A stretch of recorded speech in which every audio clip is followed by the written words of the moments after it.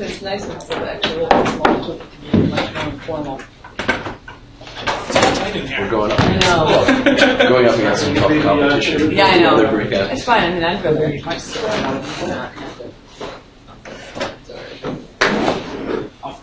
I'll actually share with Ben.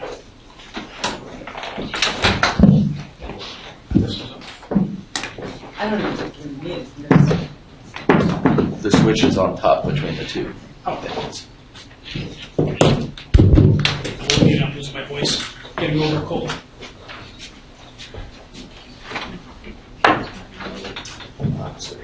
Oh, so you're good at moderating, you're moderating, right? Yes. Okay. Just checking. I will try. I think the smaller group can also are a little bit more informal too. I'm hoping for that, actually. Because otherwise, I'm hoping for some fist fights, food fights. Yeah. okay. Referee. Moderator / referee. Exactly. And the trainings now.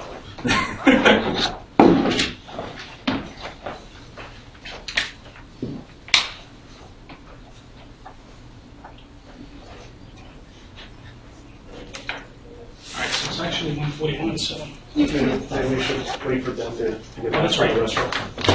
we can That's start fine. without Ben. That's right behind, so that's what I want. Blindside him. Yeah, that's always on the card. It's like when you come in last in the meetings, everyone's introduced yourself to the sides. And,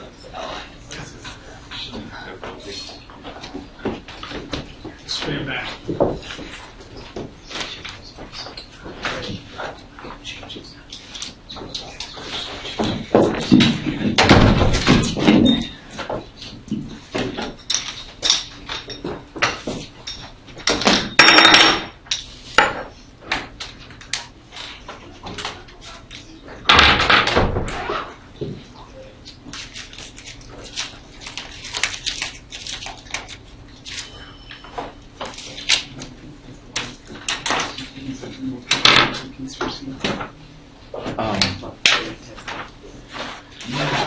I personally haven't, but I'm not so much.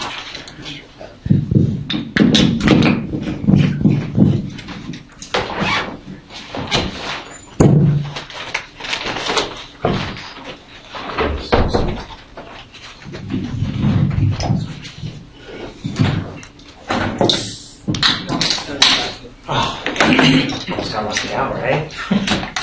I'm going to share this microphone. Welcome, everyone. I'm hoping that you are here to learn more about beta testing at schools, whether it's from an educator's perspective or a corporate setting.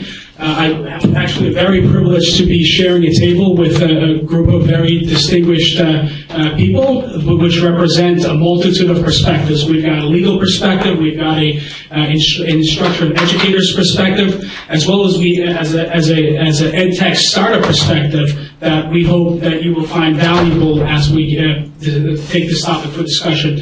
I'd like to poll the room to figure out how many educators we have in the room. Let's show of hands. Okay, great. And how many people are representing companies or ed tech startups? Great. So it looks like we're roughly split. So we'll actually dive right in. I'd like to kick it off with an introductory question that I'd like my panel to introduce themselves as well as tackle. And that question is, what are your best and worst experiences that you have encountered with beta testing in a school setting? And we'll start with Ben. Okay. So I'm Ben Bertay. I'm the co-founder of Socrative. We're a data classroom teaching visualization tool. And the best and worst. So the best experience is probably we approached a district that we heard about being bring your own device a while back and offered to use our product in there as a pilot, as a learning experience for us to gain traction.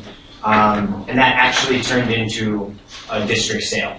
And it wasn't because we knew how to sell to a district or anything, it was because the product actually got used by them, and in the process of it, they approached us to purchase a license. And to be honest, we weren't even prepared for that. But that was the best, and hasn't happened since, but it was the best.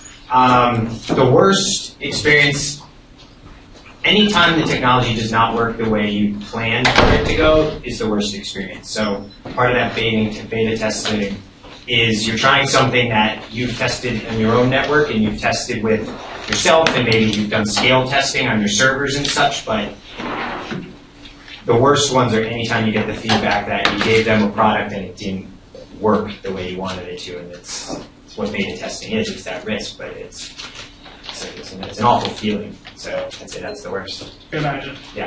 So. Thank you. Next is Judd. Hi, my name is Judd Caulfield. I'm VP of Legal Affairs and Data Privacy at Connect.edu. So my perspective on all this is really going to be coming from the legal and compliance side of things. And with respect to product testing in schools or actually any environment, the worst experience that you can ever have as legal counsel is when your client or company goes out and they just come to an informal agreement with the school and they put it out there, and then, as Ben has alluded to, maybe the product doesn't work out, maybe the expectations don't work out, and essentially your client is then developing, possibly, a bad reputation in the marketplace. So from a legal perspective, what I like to see is actual, and I know maybe entrepreneurs and schools don't like this, I actually like to see an agreement in place.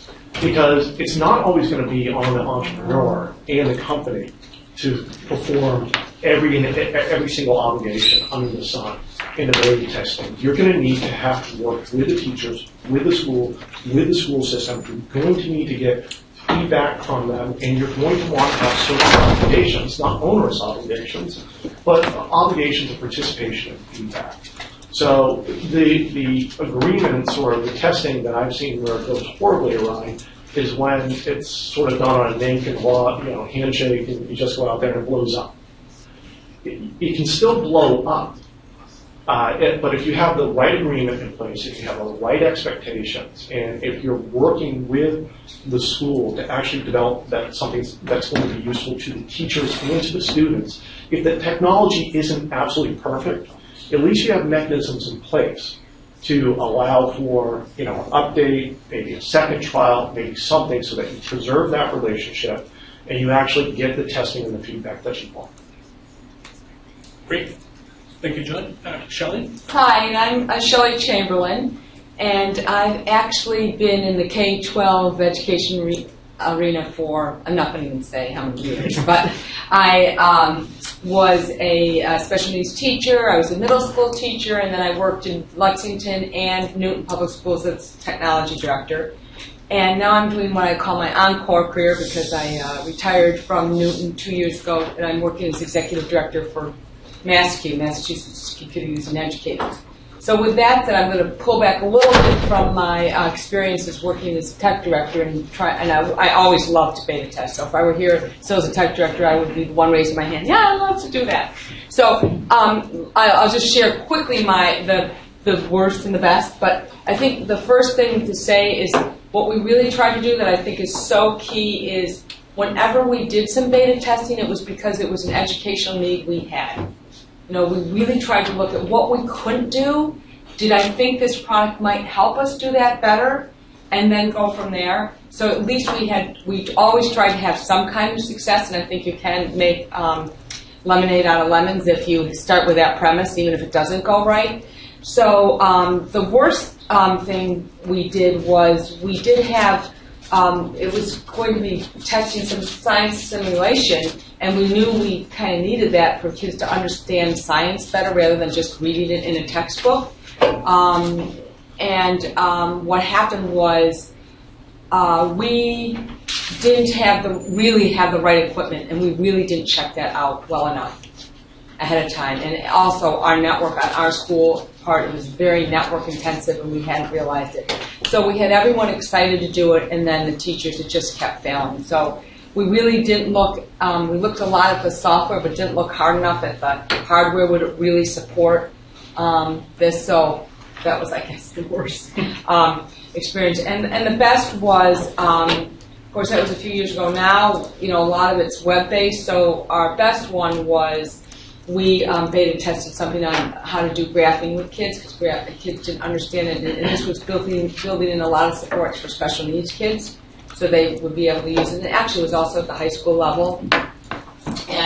for that one, we actually did really check that our systems would work, and we had a couple of teachers who were willing to give feedback, and I can't agree with you more. We had, in this pilot, we really did have much more agreement set up. Who would do what, how much, the teachers had to give feedback every month to the developer had to come in, and within a day in support if something wasn't working. So we had a much tighter agreement, and I think that really worked. And then at the end, they got to use the software that they worked on at no charge, which I know it does cost everyone down the line, but for giving all their feedback so that people felt like they didn't take all this time, use something they liked, and then they no longer had access to it.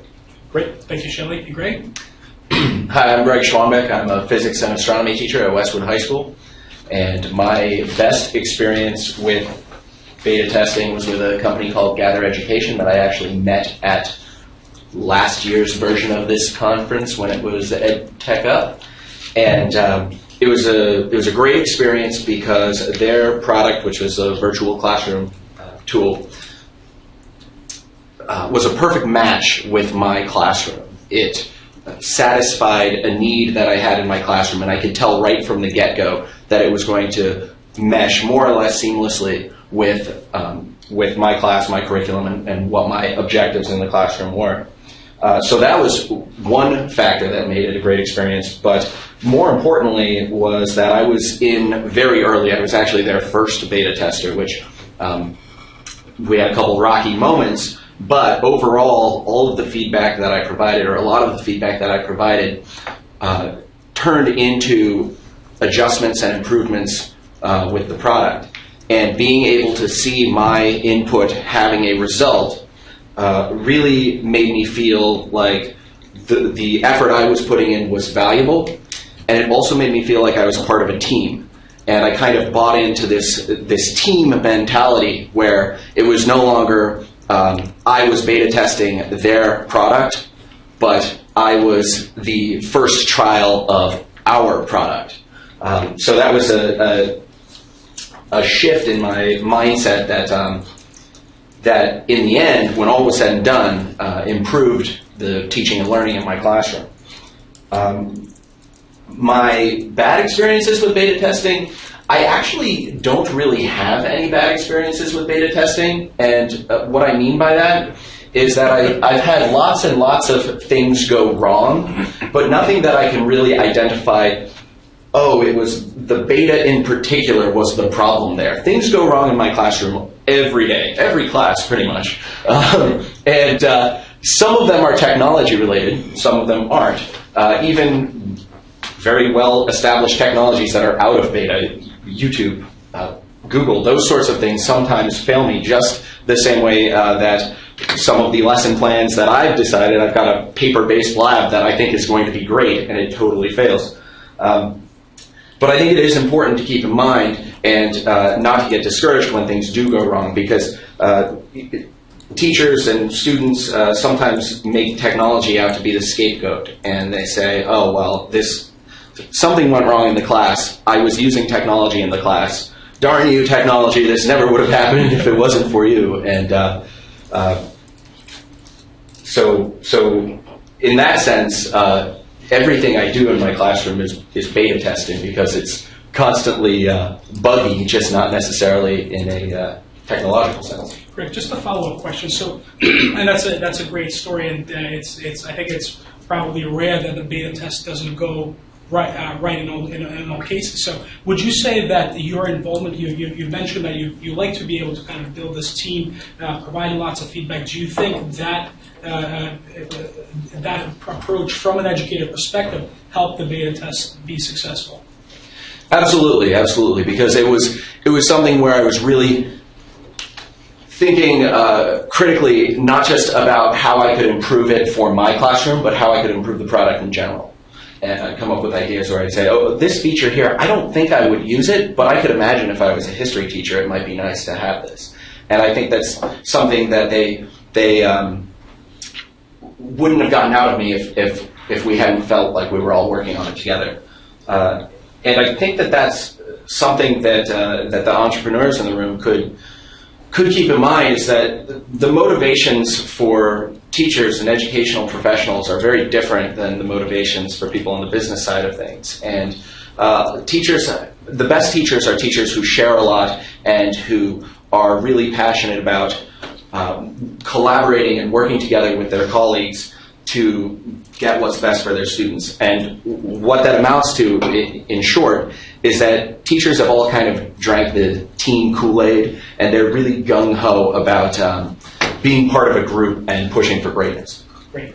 And actually, Shelley, I'd like to follow up with and open this question up to the rest of the panel. I'd like to talk about actually would like to see you talk about the success criteria. So you've talked about process, that the best case scenario, there was some guidelines that you set. Could you share more thoughts on for the entrepreneurs as well as educators? What are some of the criteria, the success criteria that you set from the educator's perspective? Yeah, and I'm going to actually piggyback on what you said too. Well, as I said, first of all, it's really important to have some kind of agreement. I mean, we probably didn't make it as formal as you could say, but who was going to do what?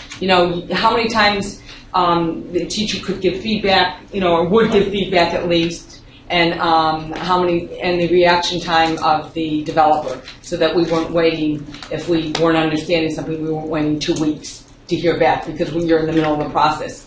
And I'll continue for a minute, but before I lose a train of thought, working as that team, I think, is so important, and being able to give feedback and have that feedback heard and changed. And that just doesn't even work with startups. I mean, I found that we really like to pick companies who we brought into the New England Public Schools who we felt were responsive. We knew, sometimes if they got too big, they didn't care the heck if some feature didn't work for us.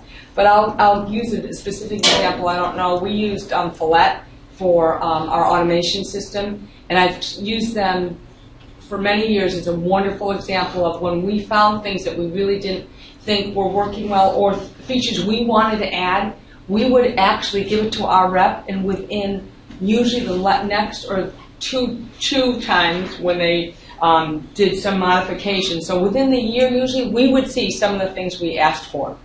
And it must have been other places we're asking too. But that really makes a difference. Because, what happens sometimes if they'll do it in the beta testing, but then once they kind of have you as a customer, they don't care we don't think they care as much. So I think that is really the key, to keep on top of that and not to get so big that, we had another company that we had their information system, and really some of the features were terrible, and they just said, well, we have Detroit Public Schools, so just because you think that feature, when Detroit asks for us, and it is on the list, but when it comes to the top of the list, 3 years from now, we'll do that for you. So I think that is really important. So I guess to go back to, some of the things, so being able to really work as a team, give feedback, and make sure that feedback is heard. And then sometimes it can't be, because it's not realistic. We know that. It would cost them $4 million to do what we did, of course, and that doesn't work.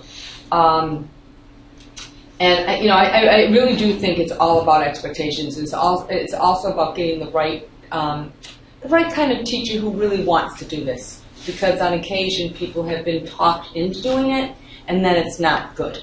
Because they're feeling like you're putting upon them, to do things that they don't even want to do in their classroom. So that, and the other thing is really looking at the timing of things.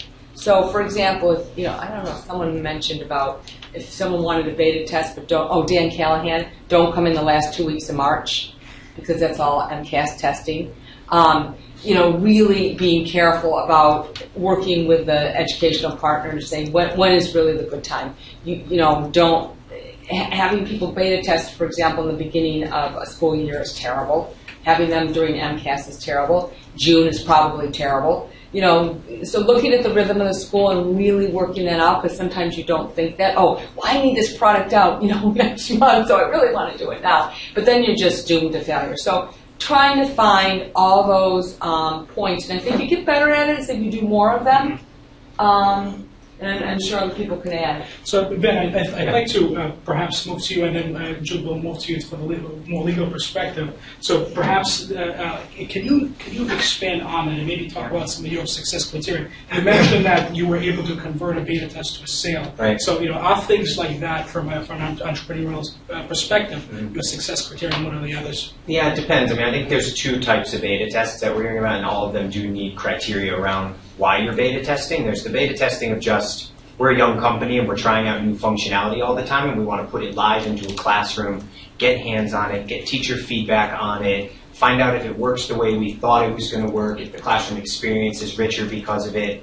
And there's that kind of collaborative experience that Greg was talking about where you're getting a team of teachers who are helping influence the direction of your design of the product. You know, I was a teacher, but I had a certain perspective as an educator, and I want to open it up to more teachers' perspectives. So you're getting that collaborative kind of group of people who are all happy to be trying something new. They're communicating with their students about the risk of it, and it's a fun collaborative growth product experience.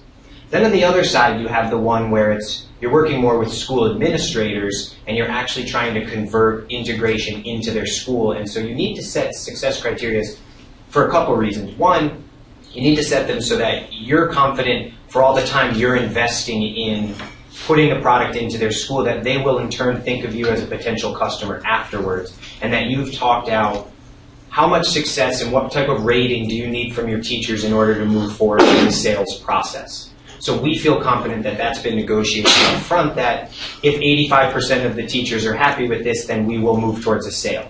And we will talk weekly, and we will listen to your suggestions. And so there's that type of confidence towards the sales side where you want to make sure that you and the decision makers are in agreement on the next step later on. But there, you know, it kind of has those two. As an early startup, you only really have the one of creating a community of teachers who are helping you grow your product. The next level, is this product working as both sides think it is?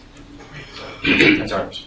Thank you, Ben. From my perspective, in terms of defining success and what the success criteria is, that's really a business decision. It's a business decision that's then given over to me as a legal counsel in order to implement within the agreement. So this is an experience that happened outside of Connect EDU, but with a client, is they were actually doing a campaign. And one of their marketing campaigns said that for the school they would get X amount of enrollments. All right, so the success criteria was enrollments. Well then, at the end of the campaign, the school came back and said, well, in order to get this many people enrolled, we actually had to give away this many scholarships. So those don't count as enrollments. All right, well, now you have an ambiguousness within the contract, which the parties are going to dispute over. So what you really have to think is when you're defining success is to just take some time. Don't sort of go with everybody knows what enrollment is. Take a little time within the agreement to actually define what are really the nitpicky details of those criteria. And if you want, put objective boundaries on them. So for here, it could have been, any student, enrolled regardless of whether or not they received a scholarship, except if the scholarship exceeds, 50% of, the annual tuition. So, Great. Thank you for that perspective. So it sounds like really kind of building coalition, getting on the same page, understanding the time frame, everything that, these are the things that educators need to work very closely with entrepreneurs. I'd like to, so we've talked a little bit about best versus experience and success criteria. I'd like to maybe start getting into something which I've talked with a number of you prior is really of interest. How do you actually traverse the school hierarchy? How do you get in? How do you get connected with a teacher? So Ben, maybe we'll start with you, Ben, because you've done that recently. Yeah. Well, personal network, of course. I mean, having been an educator, you find other educators who will try your product, and you go to the people you know first. And then for us, it went through certain things like Twitter, social media. We really wanted to become a thought leader in our area, and we started posting in the arena in which we were working. So I started a blog doing different things where people would come to your site not about using your product, but because you have a way of thinking and you have a philosophy on education, and you find like-minded people, and then it slowly gets into the school and you give them opportunities to understand how to use your product. in ways that make it transferable to their classroom experience. And we've gone the bottom-up approach, where we try and grab teachers and we get teachers telling teachers and they motivate each other, and then it grows through Dan Callahan's Ed Camp and they start promoting it that way, and then inevitably administrators hear about it. The other way is I read all the smart brief stuff, the ASCD articles, and I hear about what school districts just got 25,000 iPads, and then I email them, and I email them again, and I email them again, and then I ask them if they'd like to try our product for free. We have a great solution. So you just try and ping them. You get a lot less responses that way. I mean, it's just a fact, but it works sometimes.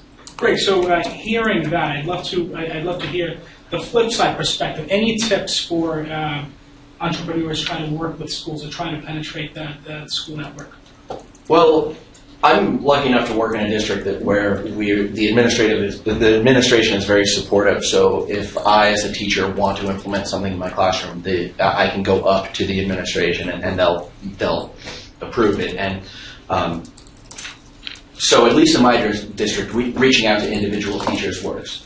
What becomes a challenge both for me and I'm sure for the entrepreneurs is not getting discouraged by the rejection rate. And there's a rejection rate on both sides here. I'll make reference to one of the keynotes from earlier in a way that's probably unexpected with Anthony Kim's mother on Match.com and whatnot. It's really hard to find the perfect match. And as a teacher who's out there looking for EdTech products, you feel kind of like the really pretty girl on OkCupid or whatever, and you get inundated by hundreds and hundreds of solicitations of companies that are saying, check out our product, it's a great product, we think will be great for you. And it's very frustrating on my end to have to sort through all of that, because some of those products are really great. But even the products that are really great may not be the best fit for my classroom, my style of teaching. Even the physics teacher who teaches the exact same course one classroom over for me, and we do the same labs and the same everything, the class dynamic and our teaching styles are such that what's perfect for me might not be perfect for her at all. So just as entrepreneurs probably feel discouraged when they keep pinging and pinging and pinging and hearing no response, it can be very daunting for educators to have to sort through and invest the time in checking out technology after technology after technology with a very low rate of finding, oh, hey, this is the technology that's going to be right for me. As a result, what I do to find technology to use in my classroom is I rely heavily on my personal learning network of other teachers, personal relationships with teachers both in my district and through the Twittosphere or whatever you want to call it these days. Educators whose opinions when it comes to educational technology I respect. And at this point, I'm almost completely unwilling to even invest the time to check out a technology unless someone I know has mentioned it to me before. Just because otherwise I'll be swamped with, I think one of the other keynotes mentioned 350 different ed tech companies out there right now. Sometimes I feel like they've all emailed me. Great. Multiple times. Are there formal groups or are they personal conversations where you hear about technology amongst the educators? There are formal groups like MassQ and organizations that are becoming increasingly formal, like the ed camps, which are educator-driven professional development get-togethers. So there's also a tremendous amount of collaboration that occurs through subject-specific listservs and professional organizations. If you're I polled my colleagues recently and asked them, where do you get your information, not just technology related, but how do you find new information about what's going on in the subject that you teach? And the number one response was, I talk to my peers that I know. And then following that was the AP listserv for each subject and other listservs and professional organization e-newsletters that were really subject specific. Because again, finding that perfect match, that one person who's going to message you on OkCupid that you're going to end up marrying and riding off into the sunset together with, that's very difficult. And as a science teacher, I'm going to have a much better chance of finding that match if I'm reading the science email lists rather than something more general for high school in general. Shirley, and so from a more formal setting, if you can... Yeah, from a more administrative point. Well, two things. One, don't forget, this is kind of more low-tech, but there are, I think, 10 collaboratives in Massachusetts, maybe more. And a collaborative is an educational collaborative of, usually it's around a geographic area. So, for example, when I was in Lexington and Newton, I was still in the same collaborative called EDCO. So there were 20 of us, school districts in that area, that met, all the tech directors met once a month. And we often did have newer products, newer startups come talk to us. So don't forget about that, because having, in front of 10, this is the other side. So tech directors that were very, forward thinking would love to get some and know where they could beta test things. So we often do that. So contact wherever, even, I know that it's on the web for Massachusetts, whatever the district, the collaborative, education collaboratives for Massachusetts, and you'll find there's actually an organization that's head of that too. I can't think of it right off the bat. I could probably find it. So definitely try to get talk whoever's running that collaborative to have you come in quickly with their like-minded groups. And so I think it is important for the not only the tech directors but the educational leaders, the coordinators, to be looking and seeking this out. But one thing we haven't done a good job for Massachusetts, and that's why I'm glad I came today, is we do have a big conference in at Gillette Stadium every fall where we have about 1,800 people who come, many educators, some principals, some superintendents, but a lot of educators, and we have about 130 vendors. All pretty, basically they're all pretty well established. And so what happens there is teachers run around, oh, I like this, I like that, and then they'll come back to their school administrator, oh, I want to buy this, I want to buy that. But we have to find another different mechanism or an additional mechanism to have startups, and I'm going to work on that, to come be able to really get in front of administrators and teachers. So I've actually talked to Eileen to see if we could do that, because I think that's a big niche that's probably because you haven't had. I mean, you've come today, but the average teacher would not probably come to this kind of thing. But if we can build it into some kind of mechanism that's already there where they're going, that would be. It would help everyone, because we want new startups from our point, from education as well. But we don't always want to go with the big conglomerates either. So figuring that would be helpful. Thank you. I'll try to make that fall conference. Okay, great. Yeah. Pearson hasn't come actually in a year or two. So it's perfect time for teammates to join. So, Jude, actually, I'd like to explore a question with you. And so we've been talking about educators, entrepreneurs communicating, data being exchanged. I'd love to get your take on privacy concern as well as other legal aspects that the groups need to consider. Yeah, one of the things. So I'm going to start this off with saying, in terms of data privacy and security, there are really three areas that you need to be acutely aware of. One is your own system. Two is the regulatory environment, which you're actually going to be existing in. And three are your internal policies and procedures. So before I get into all this, I want to make it clear to everybody that when we're talking about the right of privacy with respect to information privacy, I'll let them pass for a second. We're not talking about substantive due process under the 14th Amendment. So when somebody says right of privacy and we're talking about data, we're not talking about the legal jurisprudence that has grown out of Roe v. Wade and all of those other wonderful court decisions that everybody immediately links to that right. What we're really talking about, and I actually encourage you all to go back and read it, is the right of privacy as articulated by Warren and Brandeis in their 1890 article in the Harvard Law Review, which is the right of privacy. And essentially what it boils down to is the right of privacy and information privacy is the right to be left alone.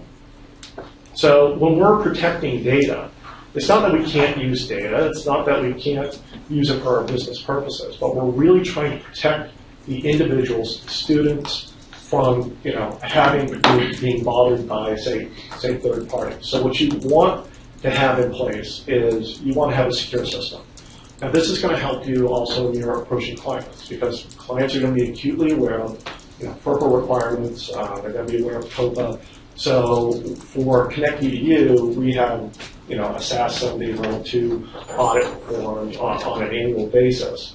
And all of our data is secured in an encrypted format, and we take privacy extremely seriously. So one, you got to make sure however you're dealing with data, it's going to be in a secure environment. And that secure environment is also going to be backed up by third-party, third parties who can validate that you're actually, protecting the data in the appropriate way. The second part, understanding your regulatory environment.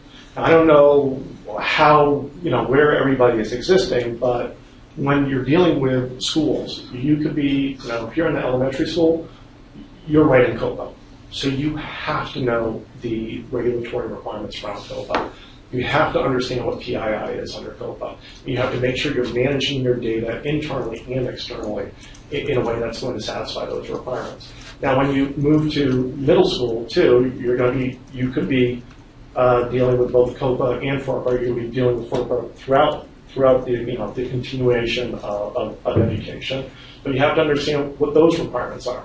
Now, a bit of the frustrating part is the way COPA defines personally identifiable information and the way FERPA defines personally identifiable information are different. So again, this is why I just suggest that you go back and you actually just read that one article to get a grounding of what your overall responsibilities are. And then you have to stay on top of the regulatory compliance. So for those app developers, how many people have apps? How many people heard about the recent enforcement action in California by the AG against Delta, against American Airlines? Are you all aware that you're required to actually have your terms of use and your privacy policy actually embedded within your app?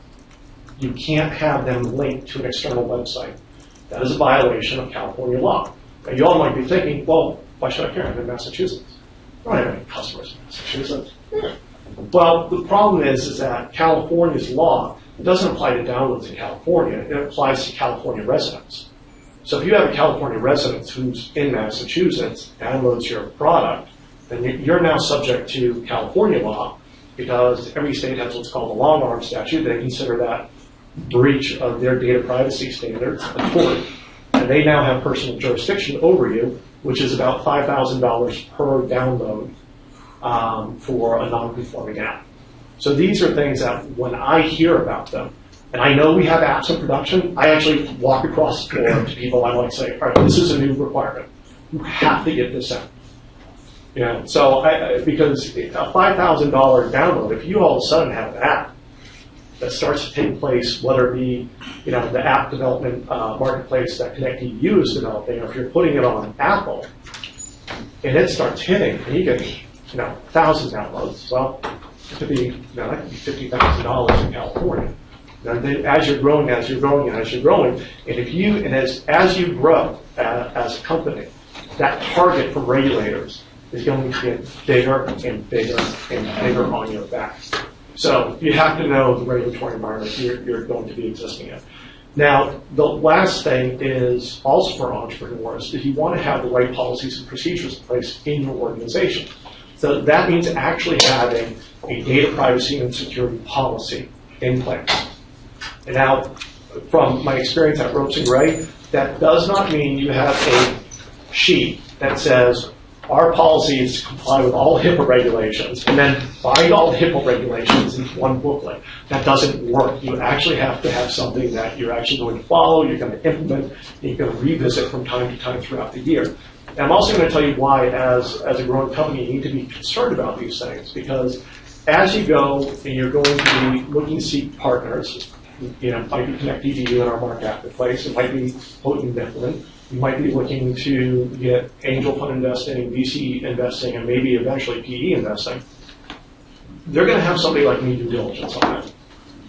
I'm going to look to see if you have data privacy and security policy. If you do not, I go back to my clients and I say, guess what? They don't have it. You're going to have to invest time and money to develop it. That's probably going to run you, I don't know, $200,000-$300,000. Maybe you could work with a Ropes and Gray or Mincelet or whoever these people with money are actually working with. And then they're going to come back and they're going to take that purchase price off of their offer to you. Or they're going to shift more risk over to you in any development agreement you have. So you have to make sure that you have these documents in place, you have these procedures in place. And then lastly, as you're growing, you might start to have more and more people come on board and you find yourself in a stage of rapid growth. All the people originally there might understand FERPA completely well or COPA, but you have to make sure those other people coming in understand these regulations, and they understand the regulations with respect to their job function. And so then, as you hit a certain growth point, you're going to have to do annual training to individuals with respect to the regulations in terms of data privacy and security, so that you can be covered throughout your organization's growth. So you don't have some developer or some data analyst having a footfall on you and then getting into a compliance issue. Great. Thank you for that. So we're just about out of time ready for questions, but I do want to provide maybe 20 seconds to each panel participant to provide perhaps a key tip that they can offer from their vantage point. And we'll start with Greg. Personal relationships are everything, both from educator with other educator in terms of hearing about technology and also having a sense of a team with an entrepreneur. So it's all about personal relationships. And I guess I would say my big tip would be to find one place to do it very well, and then that will really help because it will be word of mouth. As I hear from another tech director, oh, that worked really well in my system. They beta tested it. Then you'll be able to do several others. From my perspective, for entrepreneurs, make sure your intellectual property rights are protected, and make sure as you're doing beta testing, any feedback that you're actually getting from the school and any sort of updates that you might do to your product, you retain that intellectual property, so that there's no blurring of the lines there. Yeah, I'd say make it live early and get feedback often, and of course make the relationships, and that's how you get the best feedback, is having it in a live environment. Great. Well, thank you. At this point, we'll take questions. Yes. Yeah, I have a question for Judd. So we're an early stage startup. We're pre-seed. We need a security policy and privacy policy, et cetera. If it costs, in the order of tens or hundreds of thousands of dollars to develop, such a thing, and legal fees, how is a pre-seed startup supposed to? There are industry groups that you can go out, and they actually have. My suggestion to you is look at the sort of credit card industry privacy policy statement. It's PCI DSS. Go to that. It is soup and nuts and bolts and everything. You might not be able to do it, but use that as a template possibly. And then, and realistically go through it and be like, all right, we don't do this. We don't have the money to do this. We can't do a SAS 2 level audit, every quarter. We don't have the money for it. But, all right, there's a security audit requirement in here. What can we do? And then, tailor it to where you are. And as you develop, keep the model, and then see how you can shift your processes and procedures internally to start meeting that model. And then when you hit it big, hire a huge law firm and have one completely rewritten. Okay. I mean, sorry, just related to that is you mentioned keeping your IP, the intellectual property, protected when you're getting feedback. Mm-hmm. Again, if you're pre-seed, you don't have money to spend on legal fees. Maybe you filed an initial patent, but to fold that in every time you make updates, it costs money. So. Well, I mean, you just need a standard agreement, standard contractual language. There are plenty of firms out there that aren't like the size of Ropes and Gray. There's Henderson Detmer out of the 128 belt. There's Morse Brown. There are plenty of good attorneys out there. They're going to be able to help you protect your IP.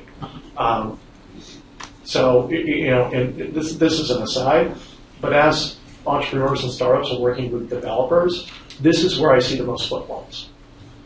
Just because you're paying somebody to develop software doesn't mean you own that intellectual property. And just because the contract says you own all the intellectual property doesn't mean you own all the intellectual property. Just because the contract says you own it and it's work for hire doesn't mean that you own all the intellectual property. Because behind all this language, there's a jurisprudence of the entire history of the United States of America with respect to copyright law. And I can tell you for a fact that work for hire, out of the 9 enumerated categories that have been articulated and that are documented, none of them is software. So that's why you need good counsel or somebody who really understands these issues in order to protect your intellectual property.